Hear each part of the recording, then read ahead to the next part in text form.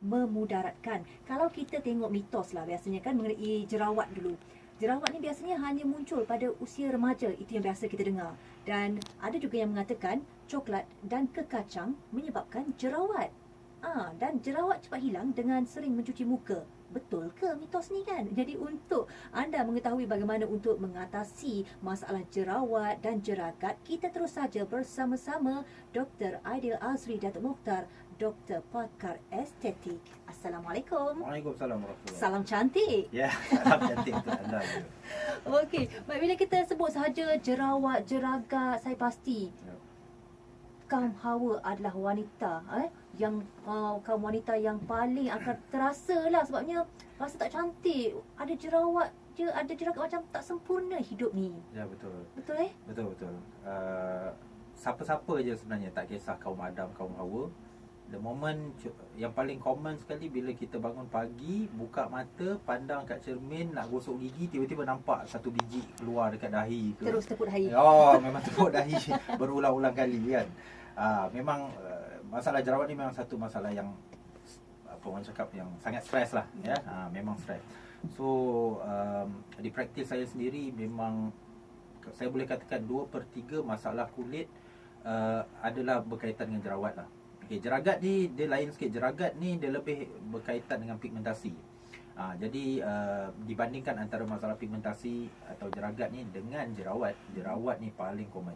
Jadi dalam program kali ni saya lebih ingin mengupas tentang mitos-mitos mengenai jerawat lah daripada jeragat. Okey.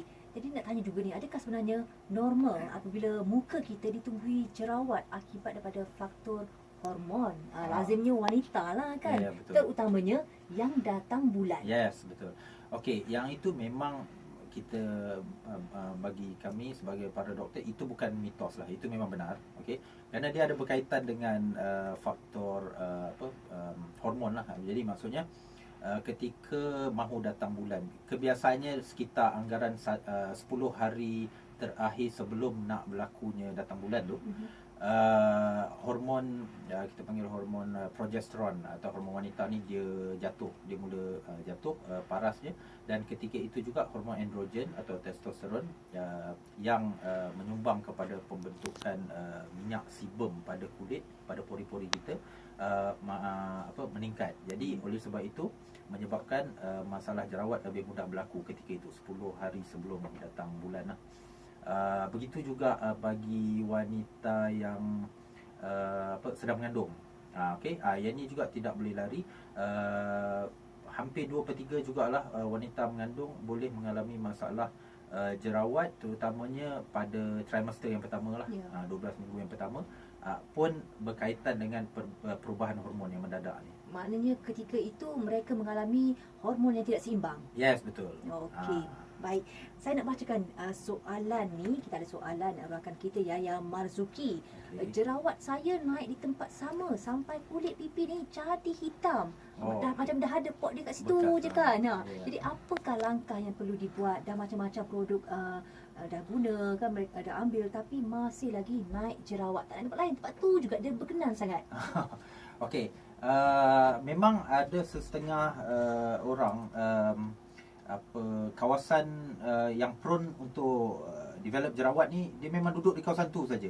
Okey, berkemungkinan besar di kawasan-kawasan tertentu tersebut pori-porinya saiznya lebih besar, dan kelenjar sebumnya lebih aktif di kawasan tersebut. Ataupun mungkin juga di kawasan tersebut mereka-mereka ni, terutamanya kaum wanita lah, mungkin kerap apply bedak atau makeup ya. So kadang-kadang tu produk-produk makeup ni kadang-kadang dia menyebabkan iritasi pada kulit, menyebabkan keradangan pada pori-pori, dan penyumbatan minyak sebum berlaku, dan jerawat pun boleh berlaku lah. Okey, jadi sekiranya macam kes cik atau puan tadi tu berulangan, saya cadangkan yang pertama, cuba dapatkan skincare yang sesuai. Maksud skincare kat sini lebih pada pencuci muka tu cari yang betul lah. Biasanya kebanyakan orang yang masalah jerawat ni, dia kulit dia lebih berminyak. Jadi kalau berminyak, kita cuba gunakan pencuci yang berasaskan satu bahan yang dipanggil salicylic acid. Salicylic acid ni dia sejenis asid lemah yang biasanya digunakan untuk merawat masalah kulit berminyak ataupun kulit jerawat. Dan okey. Maksudnya skincare tu kena betul, pencuci betul.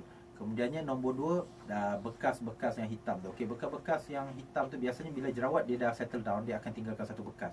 Bekas tu sebenarnya lebih kepada pigmentasi yang dipanggil nama PIH lah. Okey, pigmentasi ni dia akan hilang tapi dia mengambil masa yang agak lama lah. Jadi untuk mempercepatkan pencerahan pigmen tersebut, kadang-kadang tu kita boleh cuba dapatkan rawatan. Biasanya macam di praktis saya, kita menggunakan laser, rawatan laser yang tidak kuat, yang very gentle untuk memecahkan pigmen-pigmen tersebut kepada molekul yang halus, dan apabila dibuat beberapa kali dia akan pudar lah, dan dia akan hilang. Okey, kalau tadi doktor ada menyebut mengenai produk pencuci muka kan. Pendapat doktor sendiri mengenai pencuci muka ni yang menjanjikan hasil pengecutan cepat ataupun ialah jerawat boleh hilang dalam masa 3 hari atau seminggu. Yes, okey.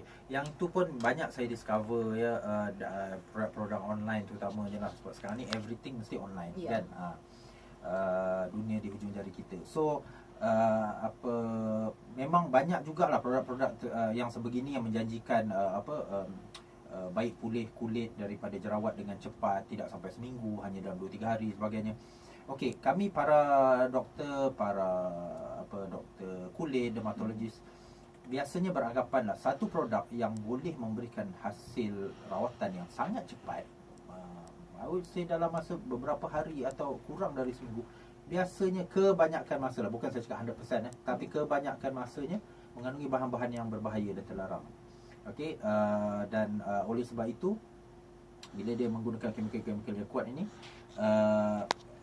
jerawat tersebut memang boleh mengalami pengecutan dengan cepat, tapi dalam jangka masa panjang dia akan mendatangkan masalah yang sebaliknya, di mana kulit tersebut akhirnya nanti akan mempunyai masalah jerawat yang tidak akan henti-henti. Jadi apa antara yang perlu pengguna ni tahu, yang produk yang mereka ambil tu betul-betul selamat dan tidak mendatangkan sebarang risiko memudaratkan kulit muka sendiri?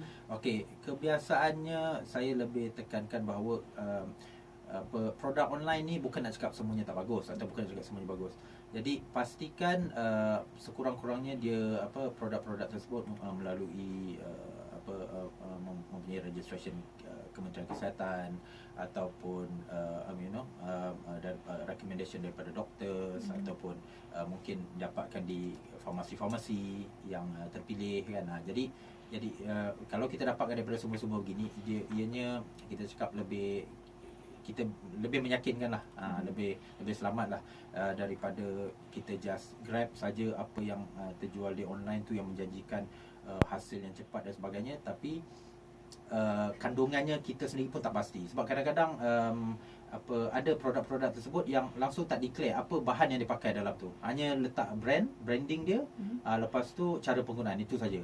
Jadi kita pun tak tahu apa kandungan dalam tu semua kan. Jadi sebab banyak juga kes yang menggunakan produk yang menggunakan bahan-bahan berbahaya ini, dan datang ke klinik, kami para doktor menghadapi masalah yang agak complicated jugalah nak menyelesaikan masalah ni. Maksudnya kebiasaannya kalau buat perawatan jerawat mungkin hanya perlukan beberapa sesi, tapi dalam kes orang-orang yang sebegini terpaksa melalui hampir berbelah-belah sesi, dan ingin akan makan kos yang lebih tinggi untuk pengguna tersebut. Okey, untuk cerita tentang perawatan perubatan masalah jerawat yang kronik ni kan, kita akan sambung selepas kemas kini 5 utama seketika nanti. Sekarang ini kita dalam program Flawless is Priceless, kita bercakap mengenai pelbagai mitos mengenai jerawat dan jeragat. Anda juga boleh berinteraksi bersama kami 0326927939, bukan sekarang ya, selepas 5 utama kita bersama-sama Dr. Aidil Azri Datuk Mokhtar, doktor pakar estetik di Bernama Radio 24.